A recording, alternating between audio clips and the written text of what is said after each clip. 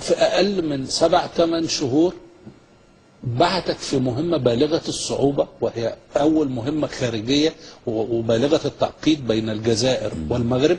نظام ملكي، نظام ثوري، توتر العلاقات بينهما، ووجود مصادمات ومشاحنات على الحدود، ووجود أزمة البوليساريو. ورحت حضرتك في وفد محدود، حضرتك والدكتور أسامة الباز وعز الدين مختار، وقعدتوا حوالي 17-18 يوم في مفاوضات مكوكية شديدة الصعوبة، وعدت بنتائج 4 مهمة جدا. التجربة دي كانت أهميتها إيه بالنسبة لك؟ والله هو كلفني بيها، مش هقدر أقول له لأ.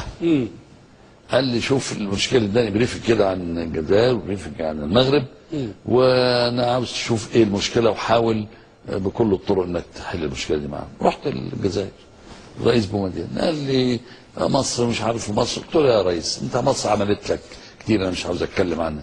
هو دخل هاجم في الاول يعني. قلت له انت اكتر واحد تعرف مصر عملت لكم ايه؟ ايه المشكله؟ المشكله انهم حاطط قوات داخل ارض الجزائر، اللي هي مشكله لحد دلوقتي بس خفت حدتها.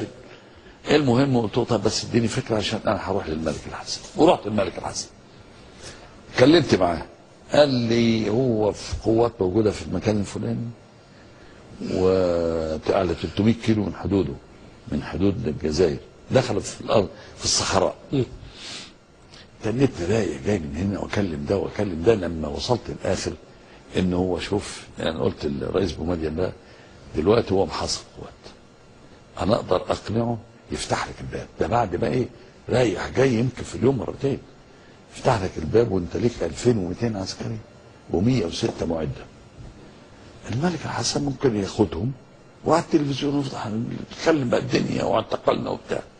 انا رايي تطلع. قال لي يعني ابقى مهزوم؟ قلت له لا، هروح اقعد معاه مفيش حاجه مهزوم ولا منتصر.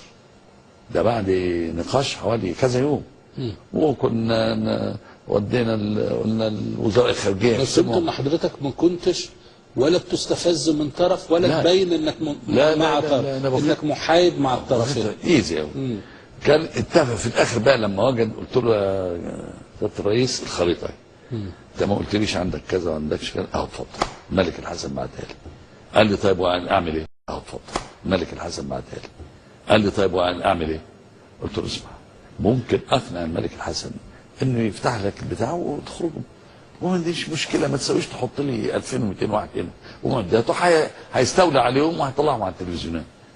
قال لي طيب انا رحت الملك الحسن، تعبنا الله يرحمه الملك الحسن، قعدنا من 4 صباحا لما وافق، وبعت لهم قلت له موافق، وفتح لهم الفتحه وخرجت القوات ومشيت.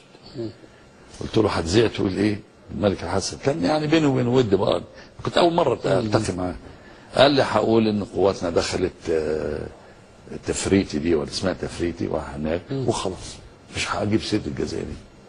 وانبسط بومدين وحالتها الملك الحسن وخط الطياره. اتفقت على انه في لقاء يكون في القاهره بين وزيرين الخارجيه ثم تمهيد لقمه بعد ذلك. وبعدين طلعت على القاهره وصلت 9 صباحا. بس كانت رحله مهلكه اول مره. على فكره كان هيحصل توتر تاني وسيادتك برضه اتدخلت في المره الثانيه. رئيس سادات تاني بعتني تاني. نعم. دي كانت نوع من الخبره المضافه الجديده في مجال جديد من حياتك. عندي كده يعني قدره اقدر اتعامل مع اي واحد بطريقه لا استفزه، ومهما استفزني ما تنرفزش. طب ازاي ده يعني؟ مثلا هو طبع فيا عودته في حياتي من نشأتي لحد كده.